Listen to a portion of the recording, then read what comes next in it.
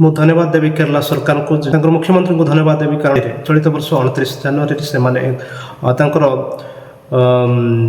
ବିଧାନସଭା ବଜେଟ୍ରେ ପାସ୍ କରିଛନ୍ତି ଯେ ସେମାନେ ଗ୍ରାଜୁଏଟ୍ ଲେଭେଲ୍ ପର୍ଯ୍ୟନ୍ତ ସ୍ନାତକ ଡିଗ୍ରୀ ପର୍ଯ୍ୟନ୍ତ ଶିକ୍ଷାକୁ ସେମାନେ ଫ୍ରି ଅଫ୍ କଷ୍ଟରେ ସମସ୍ତଙ୍କୁ ପ୍ରୋଭାଇଡ଼ କରିବେ। ଯେତେବେଳେ ଶିକ୍ଷାକୁ ଫ୍ରି ଅଫ୍ କଷ୍ଟରେ ମାନେ ସାର୍ବଜନୀନ ଭାବେ ଆମେ ସ୍ୱୀକାର କରୁଛୁ, ପ୍ରଚଳନ କରୁଛୁ, ନିଶ୍ଚିନ୍ତ ଭାବରେ ଶିକ୍ଷା କ୍ଷେତ୍ରରେ ଅଗ୍ରଗତି ଆସିବ। ନିମନ୍ତେ ମୁଁ କେରଳ ସରକାରଙ୍କୁ ଧନ୍ୟବାଦ ଜଣାଇ, କୃତଜ୍ଞତା ଜଣାଇ। ବହୁ ଦିନର ସ୍ୱପ୍ନ ଥିଲା ଯେ ସରକାର ବିଭିନ୍ନ ପଦକ୍ଷେପ ଗୁଡ଼ିକ ନେଉଛନ୍ତି, ଆଉ ବିଭିନ୍ନ ପ୍ରକାର ଉନ୍ନତିମୂଳକ କାର୍ଯ୍ୟ ନେଉଛନ୍ତି, ତାହା ଗ୍ରହଣ ଯୋଗ୍ୟ ମଧ୍ୟ। କିନ୍ତୁ ଶିକ୍ଷା କ୍ଷେତ୍ରରେ ଯଦି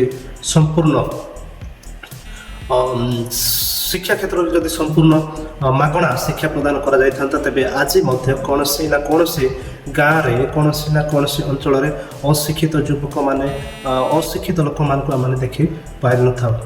କାରଣ ଆମମାନଙ୍କର ଦେଶ, ଆମମାନଙ୍କର ରାଜ୍ୟ ହେଉଛି ଗାଁ ଗହଳିର ଦେଶ। ଆଜି ମଧ୍ୟ ଅନେକ ଅଞ୍ଚଳରେ ଆର୍ଥିକ ଅଭାବ ସତ୍ତ୍ୱେ, ଆର୍ଥିକ ସଙ୍କଟ ସତ୍ତ୍ୱେ ଅନେକ ଲୋକମାନେ ଆର୍ଥିକ ସଙ୍କଟ ହେତୁ ଉଚ୍ଚଶିକ୍ଷା ଗ୍ରହଣରୁ ସେମାନେ ବଞ୍ଚିତ ହେଉଛନ୍ତି।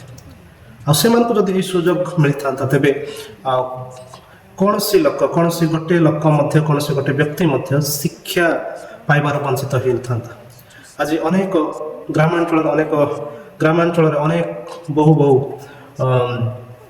ମେଧାବୀ ଛାତ୍ରଛାତ୍ରୀମାନେ ରହିଛନ୍ତି, ଯେଉଁମାନେ କେବଳ ପ୍ରାଇମେରୀ ଶିକ୍ଷା ଗ୍ରହଣ କରିକି, ପ୍ରାଥମିକ ଶିକ୍ଷା ଗ୍ରହଣ କଲା ପରେ ଆର୍ଥିକ ସଙ୍କଟ ହେତୁ ସେମାନେ ଉଚ୍ଚଶିକ୍ଷିତ ହୋଇପାରୁନାହାନ୍ତି, ଉଚ୍ଚଶିକ୍ଷା ଗ୍ରହଣ କରିପାରୁନାହାନ୍ତି। ସେଥି ନିମନ୍ତେ ସେମାନେ ବଣମଲ୍ଲି ବଣରେ ଝାଉଁଳି ପଡ଼ିଲା ଭଳିଆ ସେମାନେ ରହିଯାଇଛନ୍ତି ଲୁକାୟିତ ଭାବରେ। ଆଉ ସେମାନଙ୍କ ପ୍ରତି ଯଦି ରାଜ୍ୟ ସରକାର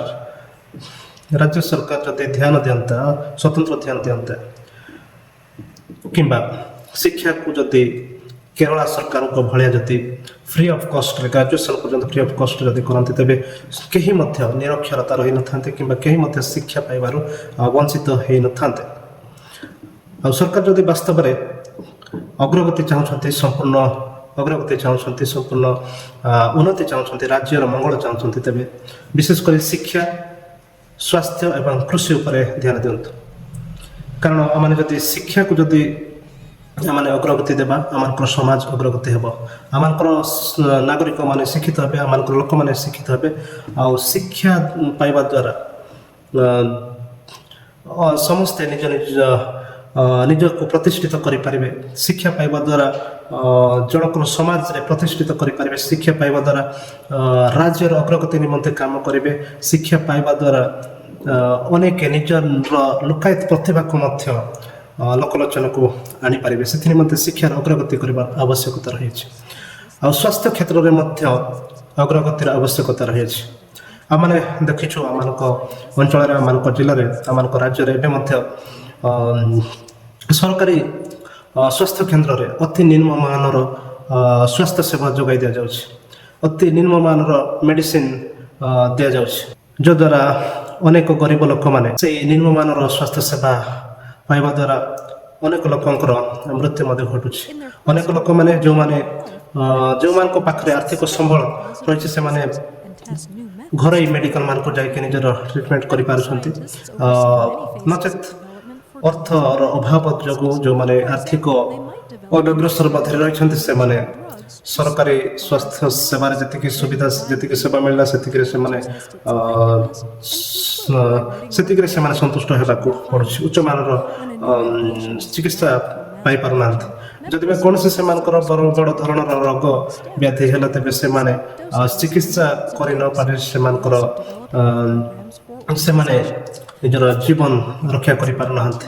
ଏହା ଏକ ଦୁଃଖର ବିଷୟ ସଭ୍ୟ ସମାଜରେ, ଏହା ଏକ ଘୃଣିତ ବିଷୟ।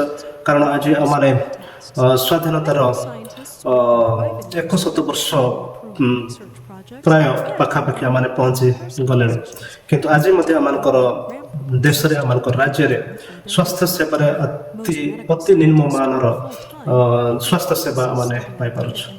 ତୃତୀୟରେ, ଭାରତ ଏକ କୃଷି ପ୍ରଧାନ ଦେଶ। କୃଷିର ଅଗ୍ରଗତି ନିମନ୍ତେ, କୃଷକମାନଙ୍କର ଉନ୍ନତି ନିମନ୍ତେ ସରକାର ସ୍ୱତନ୍ତ୍ର ଦୃଷ୍ଟି ଦେବାର ଆବଶ୍ୟକତା ରହିଛି। ଚାଷୀମାନଙ୍କ ନିମନ୍ତେ ସ୍ୱତନ୍ତ୍ର ଦୃଷ୍ଟି ଦେବାର ଆବଶ୍ୟକତା ଅଛି। ଚାଷ କ୍ଷେତ୍ରରେ ଯେପରି ଉନ୍ନତ ମାନର କୃଷି ଯନ୍ତ୍ରପାତି କୃଷକମାନଙ୍କୁ ମାଗଣାରେ ଯୋଗାଇ ଦିଆଯାଇପାରିବ। ଆଉ କୃଷି କ୍ଷେତ୍ରର ଅଗ୍ରଗତି ହୋଇପାରିବ, ଯଦ୍ୱାରା ଅଳ୍ପ ପରିଶ୍ରମରେ ଅଧିକ ଲାଭବାନ ଅଧିକ ଫଳ ଉତ୍ପାଦନ ହୋଇପାରିବ। ଏହା କରିବା ଦ୍ୱାରା ସରକାରଙ୍କର ଦୁଇଟି ଫାଇଦା ହୋଇଥାଏ। କୃଷକର ଉନ୍ନତି, ଆର୍ଥିକ ସଙ୍କଟରୁ କୃଷକ ବାହାରି ଆସିଥାଏ। ତା ସହିତ ଖାଦ୍ୟ କ୍ଷେତ୍ରରେ ମଧ୍ୟ ଆମେ ବିଭିନ୍ନ ପ୍ରକାର ଖାଦ୍ୟ ଉତ୍ପାଦନ କ୍ଷେତ୍ରରେ ଯେପରି ଆମେ ବାହାର ରାଜ୍ୟ ବାହାର ଦେଶ ଉପରେ ଯେଉଁ ନିର୍ଭରଶୀଳ କରୁଛୁ ସେଇଟା ମଧ୍ୟ କମିଯିବ। କାରଣ ଆମମାନଙ୍କର ଆଳୁ ଉତ୍ପାଦନ କ୍ଷେତ୍ରରେ ଆମର ସାଧାରଣତଃ ପଡ଼ିଶା ରାଜ୍ୟ ବଙ୍ଗାଳ ଉପରେ ନିକଟ ଅତୀତରେ ମାନେ ୟୁପିଆଇ ଉପରେ ମଧ୍ୟ ନିର୍ଭର କରିছে। କିନ୍ତୁ ଓଡ଼ିଶାର କୃଷକମାନଙ୍କୁ ଯଦି ସ୍ୱାବଲମ୍ବୀ କରିବାର ରହିଛି ତେବେ ଉନ୍ନତ ମାନର ବିହନ ଯୋଗାଇ ଦେବାର ଆବଶ୍ୟକତା ରହିଛି, ଉନ୍ନତ ମାନର କୃଷି ଯନ୍ତ୍ରପାତି ଯୋଗାଇ ଦେବାର ଆବଶ୍ୟକତା ରହିଛି, କୃଷି ସବସିଡି ଦେବାର ଆବଶ୍ୟକତା ରହିଛି। ଏବଂ ଯେତେବେଳେ କି କୃଷକମାନେ କୌଣସି ମରୁଡ଼ି ଦ୍ୱାରା ପ୍ରଭାବିତ ହେଉଛନ୍ତି ସେମାନଙ୍କୁ ଆର୍ଥିକ ସହାୟତା ଦେଇକି ସେମାନଙ୍କର ଅବସ୍ଥାକୁ ସୁଧାରି ନେବାର ମଧ୍ୟ ଆବଶ୍ୟକତା ରହିଛି। ଏ ବିଷୟ ଯଦି ସରକାର କରୁଛନ୍ତି ନିଶ୍ଚିନ୍ତ ଭାବରେ ସାମଗ୍ରିକ ଭାବରେ ଓଡ଼ିଶାର ଉନ୍ନତି ଆସିବ। ଚତୁର୍ଥରେ ଆଉ ଏକ ବିଷୟ ଗମନାଗମନର ମଧ୍ୟ ସୁବିଧା କରିବାର ରହିଛି। ସ୍ୱାଧୀନତାର ଆମେ 79 ବର୍ଷରେ ଆମେ ବାସ କରୁଛୁ। ବର୍ତ୍ତମାନ ମଧ୍ୟ ଓଡ଼ିଶାର ଏପରି ଅନେକ ଗୁଡ଼ିଏ ଗାଁ ଗହଳି ରହିଛି ଯେଉଁଠାରେ କି ଗମନାଗମନର ସୁବ୍ୟବସ୍ଥା ନାହିଁ, ଗାଁକୁ ରାସ୍ତା ନାହିଁ, ଅତି କଦର୍ଯ୍ୟ ରାସ୍ତାରେ ଲୋକମାନେ ଯିବା ଆସିବା କରୁଛନ୍ତି। ଛୋଟ ଛୋଟ ପିଲାମାନେ ସ୍କୁଲ ଯିବାରେ ହଇରାଣ ହରକତ ହେଉଛନ୍ତି। ଏହା ପ୍ରତି ମଧ୍ୟ ସରକାର ବିଶେଷ ଦୃଷ୍ଟି ଦେବାର ଆବଶ୍ୟକତା ରହିଛି। କାରଣ ଗମନାଗମନ ଦ୍ୱାରା ମଧ୍ୟ ଅନେକ ଅଞ୍ଚଳରେ ବିକାଶ ପହଞ୍ଚି ପାରୁନାହିଁ। ଯେଉଁ ସ୍ଥାନରେ ଗମନାଗମନର ସୁବିଧା ନାହିଁ ସେ ସ୍ଥାନରେ କୌଣସି ବିକାଶର ସ୍ୱାଦ ସେମାନେ ଚାଖି ପାରୁନାହାନ୍ତି। ତେଣୁ ଆମେ ସରକାରଙ୍କୁ ଅନୁରୋଧ କରିବୁ ଯେ ସରକାର ଗ୍ରାମାଞ୍ଚଳରେ ବିକାଶ ନିମନ୍ତେ ଗମନାଗମନର ମଧ୍ୟ ସୁବ୍ୟବସ୍ଥା କରିବାର ଆବଶ୍ୟକତା ରହିଛି। ତେବେ ଯାଇ ଆମେ ସାମଗ୍ରିକ ଭାବରେ ଉନ୍ନତି ହେଲା ବୋଲି ଆମେ କହିପାରିବା। ଏହା ସହିତ ଓଡ଼ିଶା ସରକାର ନିକଟରେ 24ଟି ସହରର ନାମକୁ ପରିବର୍ତ୍ତନ କରିବା ନିମନ୍ତେ ମଧ୍ୟ ପ୍ରପୋଜାଲ ଘୋଷଣା କରିଛନ୍ତି। ଯେପରିକି ଖୋର୍ଦ୍ଧା, ବାଲେଶ୍ୱର, କନ୍ଧମାଳ, ଅନୁଗୁଳ, କେନ୍ଦୁଝର ଆଦି ମୁଖ୍ୟ ସହର ଗୁଡ଼ିକର ନାମକୁ ସେମାନେ ପରିବର୍ତ୍ତନ କରିବେ। ଅର୍ଥାତ୍ ସ୍ପେଲିଂ ଗୁଡ଼ିକ ଯେଉଁଟା ଓଡ଼ିଆ ସ୍ପେଲିଂ ସହିତ ସେମାନେ କରିବେ। ଏହା ଏକ ସ୍ୱାଗତ ଯୋଗ୍ୟ ପଦକ୍ଷେପ। କିନ୍ତୁ ଏହାଠାରୁ ଅଧିକ ଗୁରୁତର ବିଷୟ ହେଉଛି ଶିକ୍ଷା କ୍ଷେତ୍ରରେ ଯେଉଁ ପରିବର୍ତ୍ତନ ଆବଶ୍ୟକତା ରହିଛି ତାହା ଅତ୍ୟନ୍ତ ଜରୁରୀ। ସ୍ୱାସ୍ଥ୍ୟ କ୍ଷେତ୍ରରେ ମଧ୍ୟ ପରିବର୍ତ୍ତନ ଆଣିବାଟା ଅତ୍ୟନ୍ତ ଜରୁରୀ ଏବଂ ଏହା ସହିତ କୃଷି କ୍ଷେତ୍ରରେ ମଧ୍ୟ ପରିବର୍ତ୍ତନ ଆଣିବା ଅଧିକ ଜରୁରୀ। ସହର ଗୁଡ଼ିକର ନାମ ପରିବର୍ତ୍ତନ ଅପେକ୍ଷା ଏହି ବ୍ୟବସ୍ଥା ଗୁଡ଼ିକର ପରିବର୍ତ୍ତନ କଲେ ବାସ୍ତବିକ ବିକାଶ ଅନୁଭୂତ ହେବ। କେବଳ ନାମ ପରିବର୍ତ୍ତନ କଲେ ଯେ କୌଣସି ବିକାଶ ହେବ ତାହା ନୁହେଁ। ପ୍ରକୃତରେ କେତେ ଗୁଡ଼ିଏ ଯେଉଁ ବ୍ୟବସ୍ଥା ନୀତି ନିୟମ ଯାହା ପୁରାତନ ନୀତି ନିୟମ ପୁରାତନ ଢାଞ୍ଚାରେ ଯେଉଁଗୁଡ଼ାକ ଚାଲିଛି ଶିକ୍ଷା ସ୍ୱାସ୍ଥ୍ୟ ଏବଂ କୃଷି କ୍ଷେତ୍ରରେ ଯଦି ଆମେ ପରିବର୍ତ୍ତନ କରୁଛୁ ବାସ୍ତବରେ ଆମେ ପରିବର୍ତ୍ତନ ଆଣୁଛୁ। ଆଉ କଟକ CUTTACK କଟକ ପରିବର୍ତ୍ତେ KATA କଟକ ହେଲେ କୌଣସି ବାସ୍ତବରେ ପ୍ରକୃତ ବିକାଶ ହୁଏ ନାହିଁ। ଯଦି ବିକାଶ କରିବାକୁ ଚାହୁଁଛନ୍ତି ତେବେ SCB ମେଡ଼ିକାଲରେ ଆପଣମାନେ ଗୋଟେ ୱାର୍ଲଡ କ୍ଲାସ୍ ମେଡ଼ିକାଲ ଫ୍ୟାସିଲିଟି କରନ୍ତୁ, ୱାର୍ଲଡ କ୍ଲାସ୍ ସ୍ୱାସ୍ଥ୍ୟ ସେବା ପ୍ରଦାନ କରନ୍ତୁ, ତେବେ ଯାଇ କଟକର ବିକାଶ ହେବ, ଓଡ଼ିଶାର ବିକାଶ ହେବ, ଅନେକ ଲୋକମାନେ ଉପକୃତ ହେବେ।